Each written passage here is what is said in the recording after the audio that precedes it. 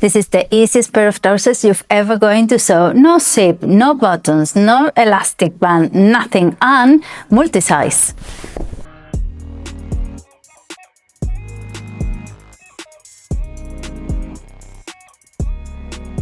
Well, we're dedicating time for all the beginners, and this project is ideal. I've made lots of trousers that have elastic bands because I'm in between sizes. My body is still not the same, even though my daughter is already a year old. But you know, after birth, you're never the same. So I don't want to sew a bunch of clothes that then I'm going to have to fix because my body changes, so I want to keep using them. The elastic band is ideal for that, but this is going to be as well because you can tie it, so it's going to look cute, it's going to be easy, and I'm going to be using these bands that it's cotton and it's to cover seams. I've never used them. They are from my grandma's shop and they are really cute. I have a bunch of them and I think I'll be using them. If you're new around here, my name's Irene. I like sewing and I make videos twice a week. So if you are new, stick around because there are lots of ideas in the channel. And if you already know how to sew, stick around as well because it's always good to know different opinions and comments, and it's ideal for the community.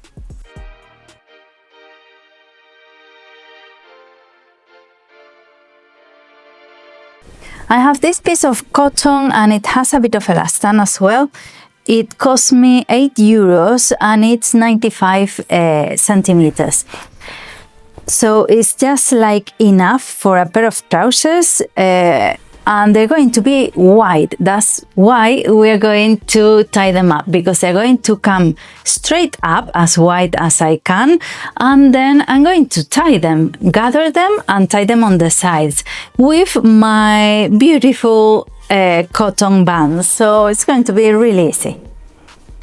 The trousers I'm going to be making are the ones that are made with only 2 panels. I'm not going to be cutting 4 panels for the trousers, just 2. I made this, for example, as well, like that, and they're really easy to make. You don't have that many seams and it's really nice in general.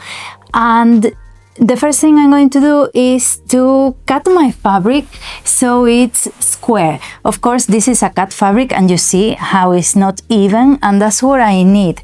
So by the salvages edge, I'm going to be joining them so they are square and I can square them up better because it's a mess. So because I only have this piece of remnant, I don't know if they are going to be longer or culotte style like these ones with my slippers on, but I don't mind because I love culottes. They are really comfy, and when the heat gets here, you can still wear them. That is not a problem. So let's go ahead.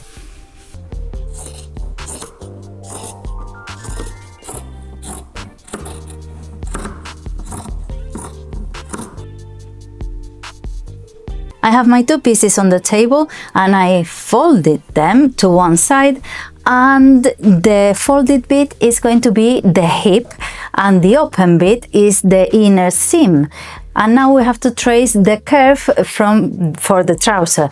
If you have a French curve, it's ideal because you just trace it and that's it. And if not, you can trace it for a pair of trousers you know fit well.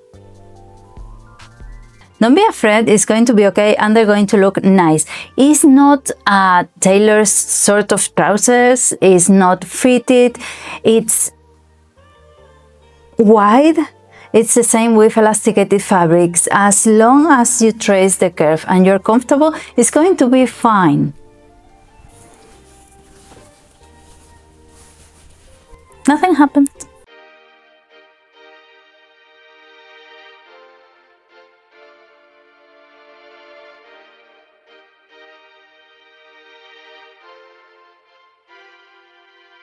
What we have to remember is to leave at least 5 centimeters for the waistband so we can insert the tape.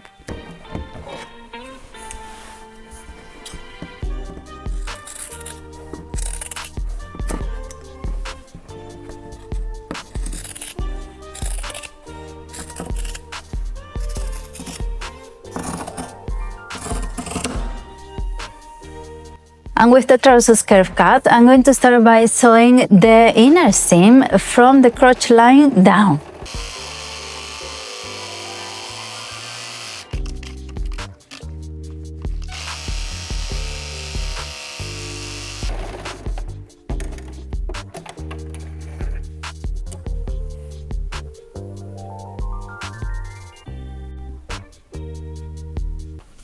And now I'm going to do the burrito method, which is putting one of the legs of the trousers inside the other one. Take into account right sides together, so the one on the outside has to be wrong size out and the one on the inside right size out, so they meet. And it's going to look like this with pins. I'm going to sew all of this and zigzag it.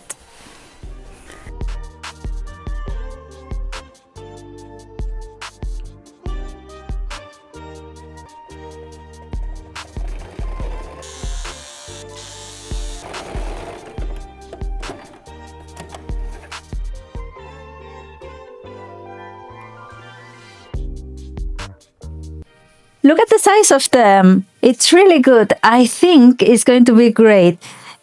So now I'm going to do the waistband, which is like a double hem.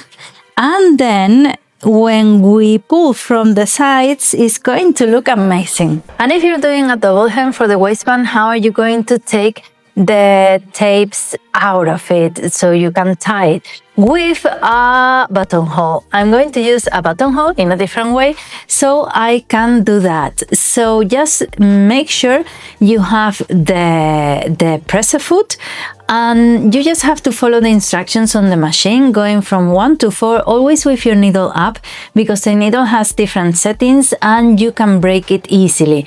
So with the needle up, start changing from one that goes down to one side to the second step that does the bottom, the third step goes up again, and the fourth step does the last bit, the top.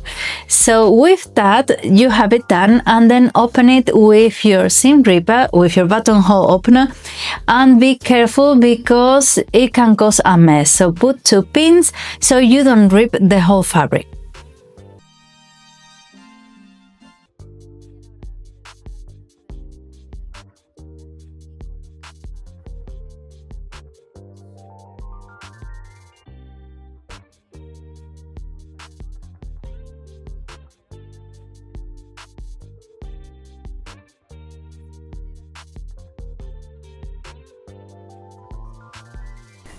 So this is how it's looking, and now what I need is to cut 2 pieces of the tape a bit longer than the trousers, the waistband, the waistline, the waistband. So it can go out of the sides. I didn't want to do it only on the front because it would be too much together. I think this way is better. And it's 2 just because of that, so it's easier. And now with a safety pin, I'm going to pass the tape inside. Funny story, a safety pin in Spanish is an unloosable.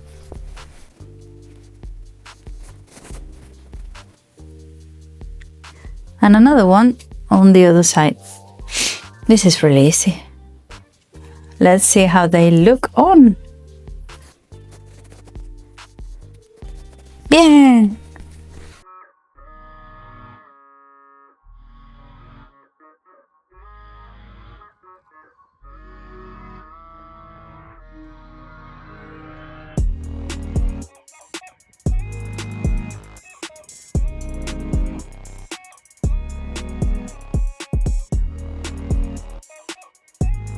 I have the mic up here because I need to show you how to do it. I love how it's looking.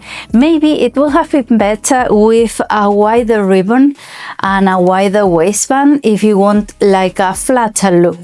But I think it looks cool. You can gather all of the fabric to the side like this, and it gives you a nice look all gathered to the side, or you can do it even to the middle bit, and this way it looks like you have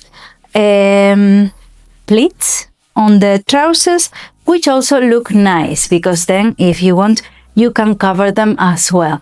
So I think it's a good look. I think it's quite nice. I might be doing another pair. So let me know what you think, if you like them, and let me know as well if you want to have a look at all my vintage ribbons. And I'll see you around. Bye.